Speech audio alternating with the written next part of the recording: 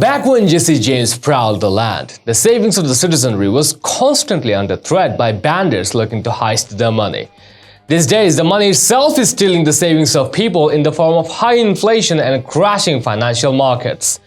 It is pointed out that the first half of the year was the worst for stocks since 1970. The S&P 500 dropped by around 20%, just shy of the 1970 bear market record of 21%.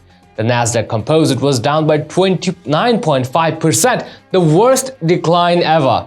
The Dow Jones Industrial Average fell 15.3%, the worst since 1962. Things were even worse than it was thought. Those declines are in nominal terms, meaning they do not take into account the massive inflation that's experienced in the first half of the year. Stocks were falling in dollars terms, but those dollars themselves were declining in value as well. Inflation introduces chaos into financial calculations that can often conceal deep points of economic stress. Michael Hartnett, the chief investment strategist at Bank of America Securities, ran inflation-adjusted numbers in a note for clients. He found that this has been the worst start of the year for the S&P since 1872, the year Jesse James and Cole Younger led their gang to rob a bank in Colombia. The following year, the country fell into what was then known as the Great Depression. The severe downturn lasted from 1873 to 1879 at 65 months. It is still, to this day, the longest-lasting contraction identified by National Bureau of Economic Research, outlasting 43-month contraction of the Great Depression of the 1930s.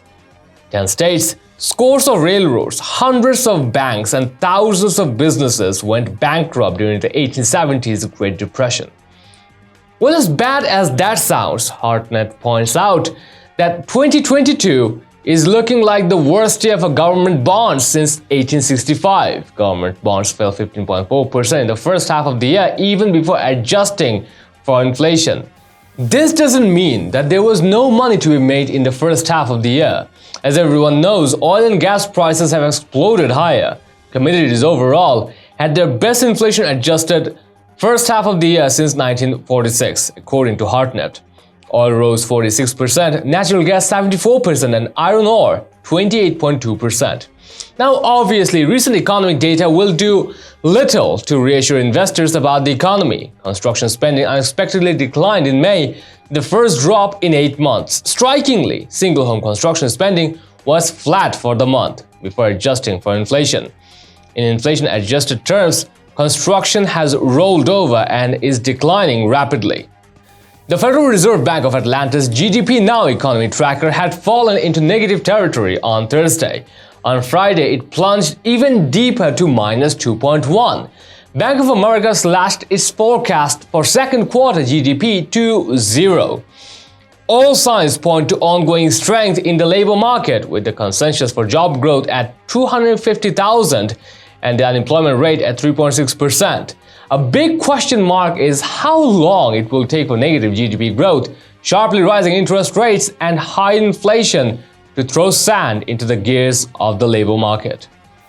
We'd like to know your thoughts about it. Share them in the comments, and also share this news and support us through subscribing to our channel. Thanks for watching.